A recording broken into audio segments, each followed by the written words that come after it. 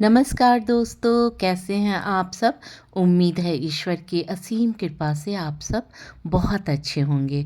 Friends, ये देखिए गुड़गांव का गोल्फ कोर्स रोड है और यहाँ चौबीसों घंटे पूरे महीने पूरे साल कंस्ट्रक्शन होते रहते हैं। दोस्तों, यहाँ पर महंगे-महंगे लग्ज़री अपार्टमेंट्स बनते रहते हैं और महंगे-महंगे दामों पे बेचे जाते हैं। पर फ्रेंड्स, ये लग्ज़री अपार्टमेंट्स मुझे लगता है लोगों को कैद कर निकम्मा बनाने का पूरा इंतज़ाम होता है। फ्रेंड्स, जितना हम विलासिता की ज़िंदगी जिएँगे, उतनी ही जल्दी बीमारियों से ग्रसित हो जाएँगे। पर दोस्तों, मुझे सड़क के किनारे और नालों के किनारे अचानक इस औषधीय पौधे के दर्शन हुए।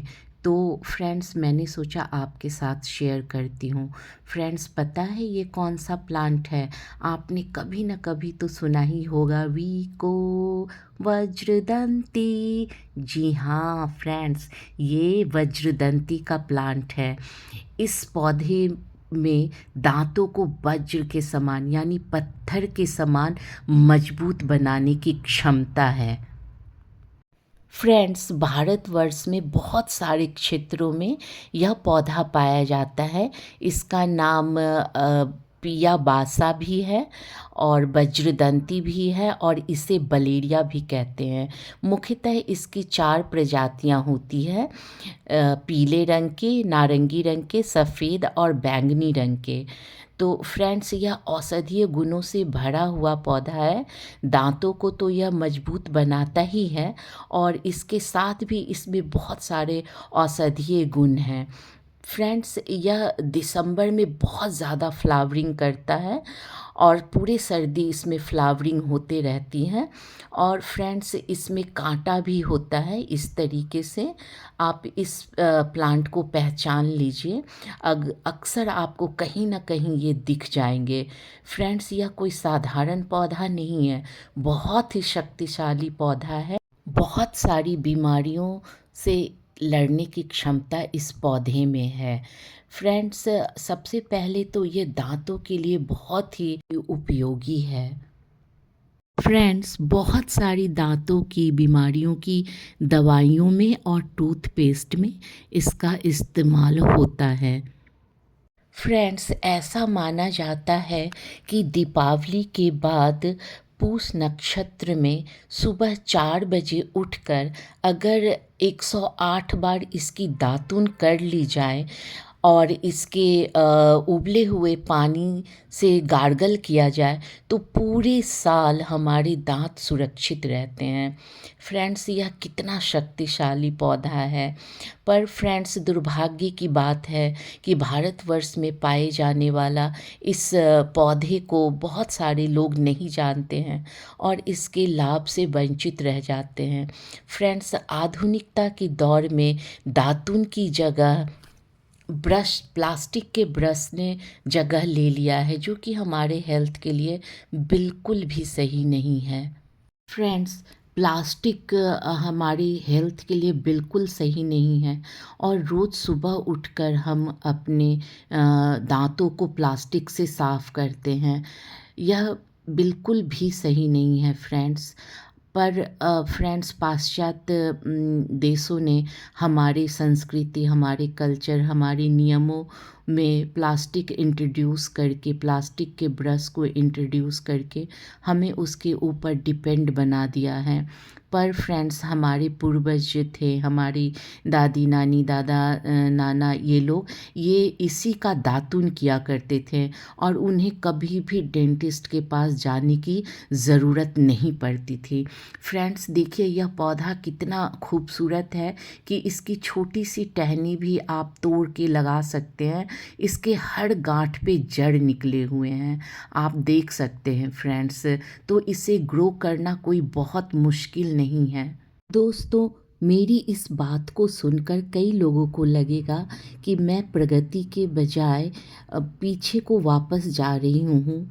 पर फ्रेंड्स, दातुन का इस्तेमाल करना हमेशा से दांतों के लिए बहुत अच्छा रहा है। हमारे पूर्वज भी नीम, वज्रदंती, आम, इन सब की दातुन किया करते थे।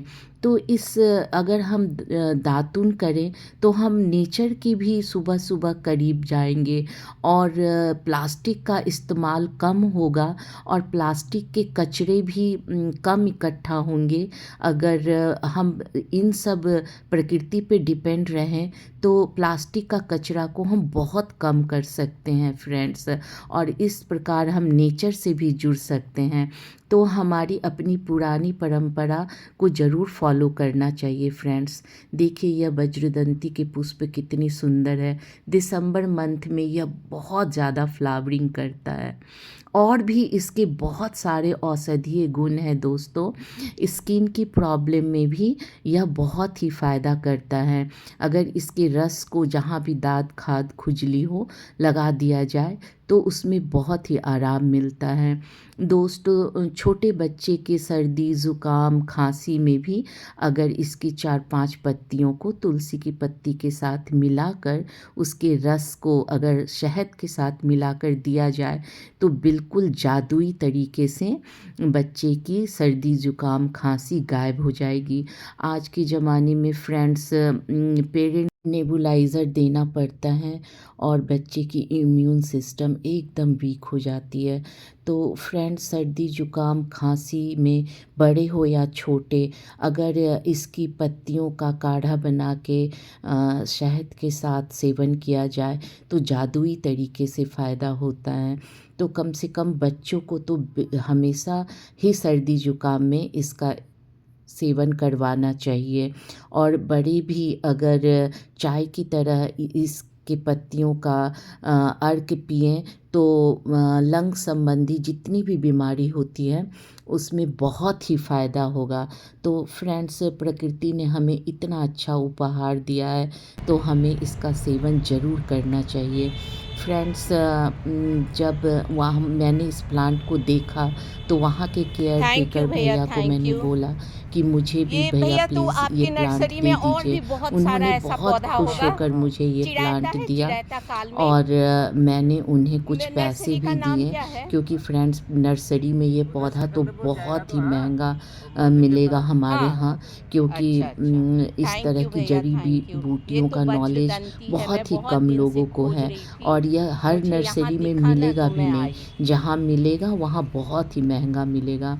तो भैया ने मुझे ये छोटे से गमले में लगाकर यह पौधा दे दिया, और फ्रेंड्स मैं इसे घर ले आई, और फ्लावरिंग के बाद फ्रेंड्स इसमें बहुत सारे सीड भी लगते हैं। तो एक पौधा लगाने पर अपने आप ही यह बहुत ज़्यादा हो जाएगा।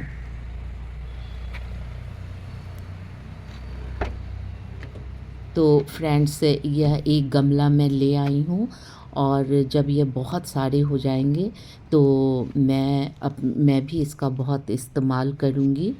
तो फ्रेंड्स, मेरा ये वीडियो आपको कैसा लगा प्लीज़ ज़रूर बताइएगा। Thanks for watching my video.